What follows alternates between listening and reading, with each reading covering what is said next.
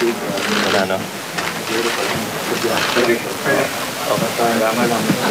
Salamat. Yun ang natawa. Matipid ang pananalita ni Bolante. Minsan lang siya sumagot sa tanong ng media. Statement, sir?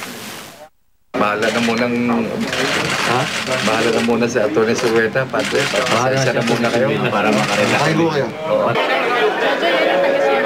Ang abogado ni Bolante na si Atty. Antonio Zulueta ang unang lumabas sa arrival lobby. Sinalubong siya rito ng mga taga-Office of the Sergeant at Arms ng Senado. Binasa ang arrest order para kay Bolante. Pero pagkalabas ni Bolante sa lobby, doon na nagkagulo. Sir! Teka! Sandali lang! Pagbigyan nyo!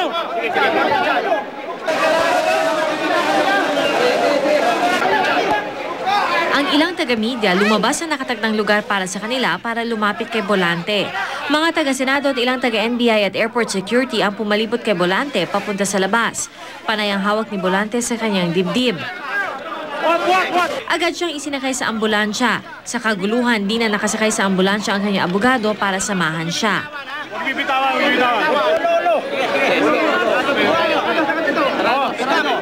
Was this the reception that you were expecting, sir? No, it was not. I was a bit surprised. Was he in pain? Yes, when he came down, he was suffering from, was holding onto his chest.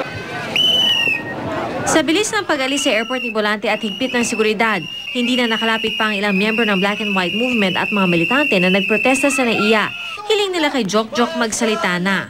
Well, matagal pong naghintay ang taong bayan para makita ulit si Mr. Bolante at para makuha, marinig ang katotohanan sa kanyang mga naging papel sa fertilizer scam. Umaasa ako na sana na kasi naman kahit makarating siya sa Senado pero magsasabi ba siya ng totoo?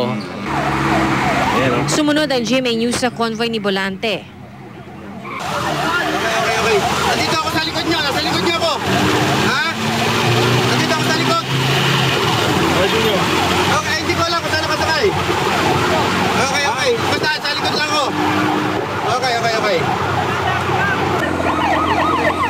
Bukod sa mga tauhan ng Senado, nakabuntot din ang ilang ahente ng pulisya at NBI. Pasado alas 11:30 nakarating ang convoy sa St. Luke's Medical Center. Pinagkaguluhan din siya ng media.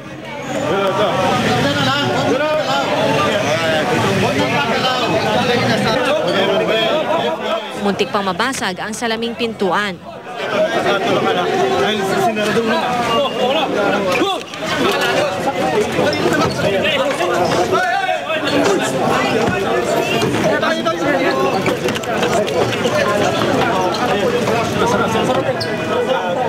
Nasundan ng GMA News si Bolante hanggang sa elevator pero pinagbawalan kami ng matauhan ng St. Luke's na kumuha ng video. Pagdating sa second floor, agad siyang idiniretso sa isang kwarto kung saan naghihintay umano ang asawa at anak niya. Ayon sa Senate Sergeant at Arms, bagamat hindi nasunod ang unang planong idiretso si Bolante sa Senado, epektibo nang nasa kustodiya nila ang kontrobersyal na dating opisyal dahil na-iserve nila ang arrest warrant. After the procedures for a deportee is done by the Department of Justice, then they will give Jok Bolante to us. Ang kay Senate President Manny Villar, magpapadala rin ng doktor ang Senado sa St. Luke's para kumpirmahin ang kalagayan ni Bolante. Ang pinapuntahan ko rin sa doktor ng Senado yan para at least mabantayan din namin. In addition do sa mga doktor sa St. Luke's Hospital. Nilinaw din ng Sergeant at Arms ng Senado na si Bolante ang magbabayad ng gastos niya sa ospital. Mike, hanggang ngayon ay wala pa tayong namamataan na bisita ni Bolante at bagamat sa impormasyon nga nakuha natin ay kasama niya ang kanyang asawa at anak. Pero kanina ay labas-pasok ang mga tao dito at mahigpit pa rin ang seguridad na ipinatutupad lalo na sa lobby. Ang mga miyembro ng media ay hindi na nakakapasok. At nakita rin natin ang mga ilang dating senador, si dating Senador Ernesto Maceda, pero nagkataon lang daw na narito siya para bisitahin ang kanyang anak. At nakita rin natin si dating Senador June Magsaysay na galing naman daw sa kanyang executive check-up kasama ang kanyang asawa. Pero ang dalawang dating senador, sinabi nila na nanawagan sila kay Bolante na magsalita na rin hinggil sa issue. At bukod dito, Mike, kanina naman ay nag-rally at nag-candle lighting sa may tapat ng St. Luke's Medical Center ang grupong San Lakas. Ipinoprotesta pa rin nila ang umano'y pananahimik ni Bolante at ang panawagan nga nila ay magsalita na raw siya sa kanyang nalalaman.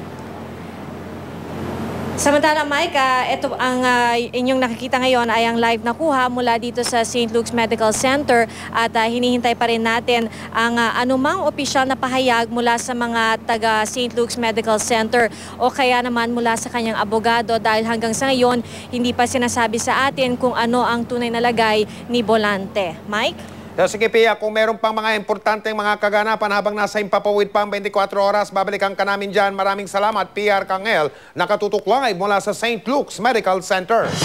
Wadyado po si Jokjok Bolante sa kanyang biyahe mula Amerika hanggang dito sa Pilipinas, pero hindi po siya nakaposas tulad ng inaasahan ng ilan.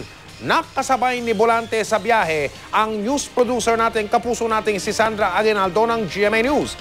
Narito po ang kanyang report.